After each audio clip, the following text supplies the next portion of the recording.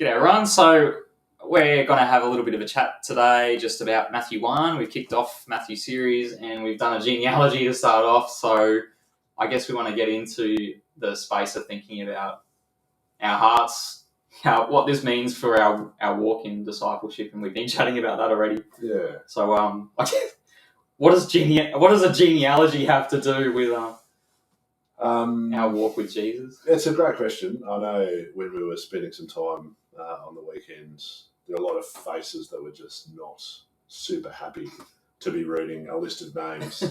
I think genealogy is really cool. There's a whole bunch of stuff in them that's more than just a bunch of names. I find it really interesting how there's 4 people in particular that are included in the genealogy that you wouldn't ordinarily expect to see there. And that just makes my brain, I scratch my brain and go, man, that's curious. Why are these people included? And there's cool stories about all of them, but I'm really interested to see why we, why there's people included. What's the point of a Tamar, and what's the point of a Rahab, Uriah's wife. Like even that, there's like a barb in there that I just go, that's really interesting. Yeah. Why is Matthew including this information here? And yeah, so I just think there's some really interesting things there. But what struck me about that is the fact that we're included in God's family not because we're like the best of the best. We're kind of included in this way that we're included in spite of ourselves, not because of ourselves. And so when I feel down and feel like I'm not worthy of being in God's kingdom, I look to Matthew 1 and I go, man, there's a whole bunch of people included here that they're not the A team, they're not even the B team. They're just kind of included only because of God's grace, which I find that encouraging because I go, well, yeah, sometimes I think I'm included because I'm awesome, but realistically, I'm not included because I'm awesome. I'm included because God's awesome, and He actually does all the work to include me. So yeah, I mean, it's kind of it's a corrective to my personality, but it's also an encouragement when I'm feeling down to go. It's got nothing to do with me and everything to do with God. Which spurs me on, I reckon. It's like grace. Yeah, it's God's grace to us. Yeah. And enables us to be included even when we don't deserve it. And yeah, that's a message that I need to hear at the moment, and I think that's really helpful for me.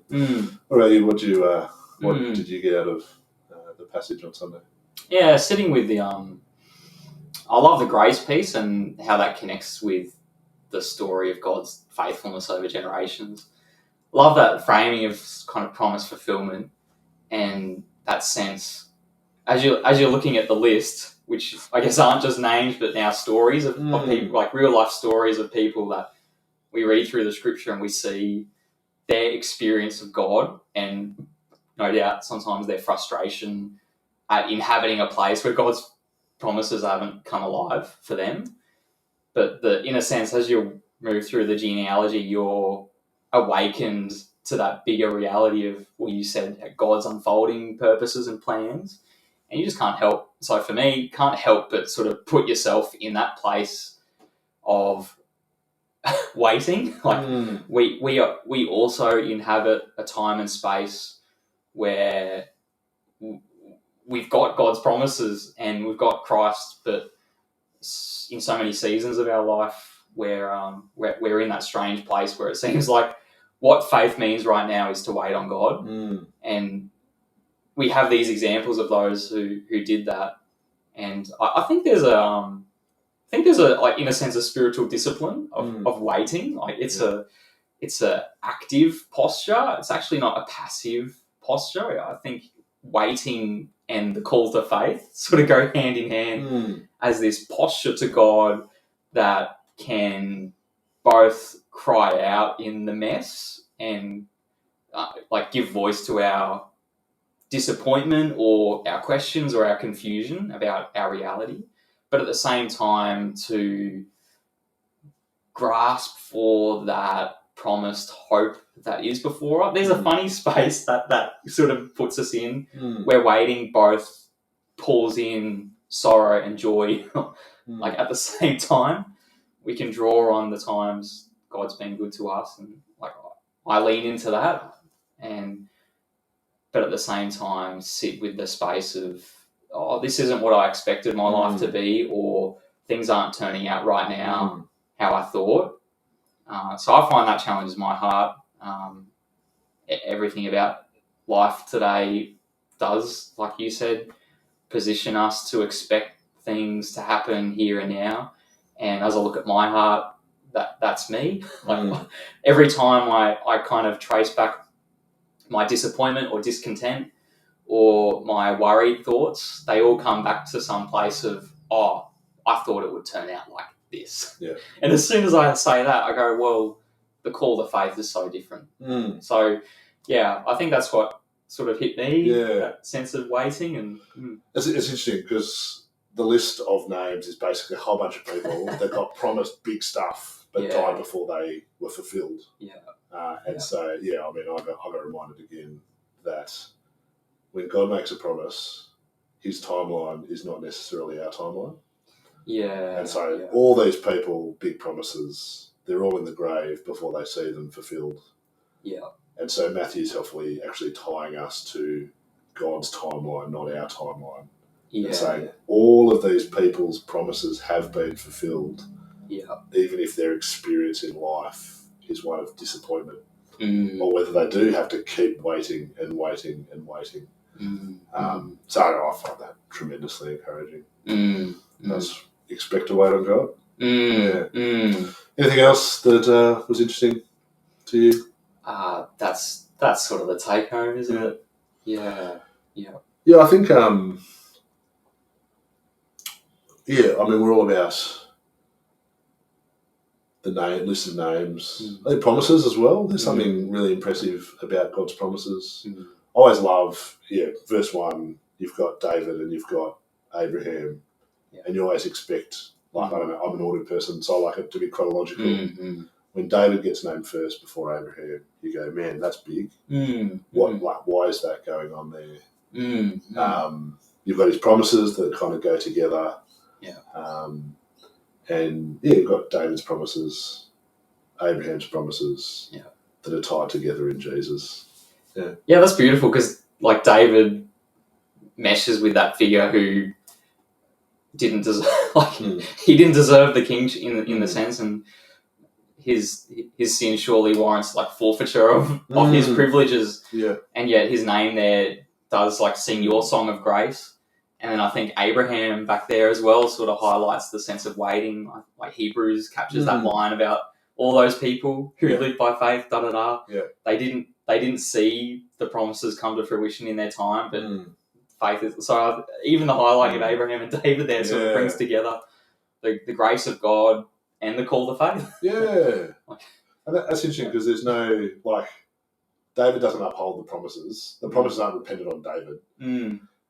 He forfeited his rights to be able to be in that space if he was a participant in actually upholding the promise. But because it's God upholding the promise, not him, the promise is fulfilled. And similarly to Abraham, like, how many times did he tell his wife was his sister? Like, twice, and then the next generation does it. So it's like a whole family system. And when he is, I mean, he's a faithful guy, don't get me wrong, but when he is not perfectly faithful, that doesn't actually nullify God's faithfulness to him. So that's another cool reminder within Matthew 1. And I mean, I always like to nail up front what my main point is. It's just really interesting how in Matthew 17 he makes us wait all the way through till verse 16 before he goes, Jesus, the Messiah. And kind of unfold. He keeps us on the hook as we go through. I sit with that, and that just sort of like the question that percolates for both of those, grace and waiting, is like, what's my relationship right now to God in His grace? Like, beyond just the words and what they mean as a Christian, but like right now, where are the spaces in my heart that are resistant to grace, actually? And the same thing for like, what's my relationship right now to that posture of waiting and the call to faith, and where in my heart is sort of this impatience with God or with people in my life and my world, and that expectancy that things should happen the way I want. That's what I sort of sit with now as we're fleshing that out. Yeah. So later in the week when you go to growth group, is there anything that you kind of go, man, I actually want to think through this with the people in my group? Is there any questions that are kind of sitting on your heart that you want to drill deeper?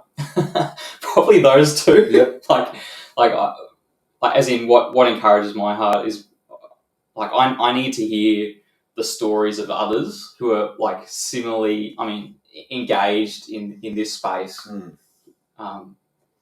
In a funny way, like as you talk about the struggle of grace, perhaps it sort of puts a light on my struggle of waiting. I hear God working in your heart to make known His grace, and that, like, as I hear about that, it actually just reminds me again, like, I'm seeing God do that work in you. I'm therefore expecting the same in my life, and so, like, give me eyes to see that. Yeah. It just helps my prayerfulness and openness to what God might be doing. Yeah. The shared story together, even if our experiences are different. That's kind of what I look forward to when we meet together. Yeah, good.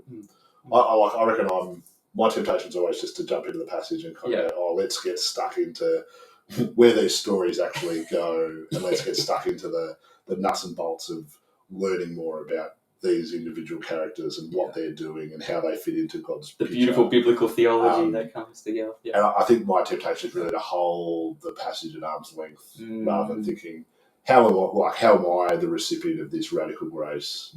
How is it that God has actually included me in His story? I'm part of His genealogy now, even in spite of who I am. And so what does it actually look like for me to live as someone who is saved by this radical grace and welcomed in, not because I'm upholding the covenant, but because God is the one who is faithfully bringing us through. So I think my temptation is just to keep it up in the head. And I want to just fight that temptation. So try and make sure we're actually thinking about what it means, not just to think stuff about God, to actually live our lives well for His glory.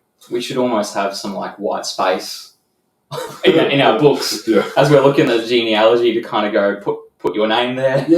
What's that like for you to see your name there? Like Davo, son of God, Josiah, brother of Jesus. That's sort of the space that we now go. Like, we're brought into that picture as well, and that story as well, and that unfolding story, and all of us in our church are now jammed in there together. Like, what will be the next names that come? Even that's a helpful reminder. Like, we're the present generation, right? We think the world revolves around us, and it doesn't. There will be a next generation, just as there was a past generation. And so, keeping in mind, we're not the end of the story. We're part of the story, and so that's that's a helpful reminder. Where are we going? Where's God taking us as a body? And how do we, pass on to the next generation what God has passed on to us from previous generations? Beautiful. All right, look forward to go through it. We'll have a crack at that, and we'll see what happens. Sounds great.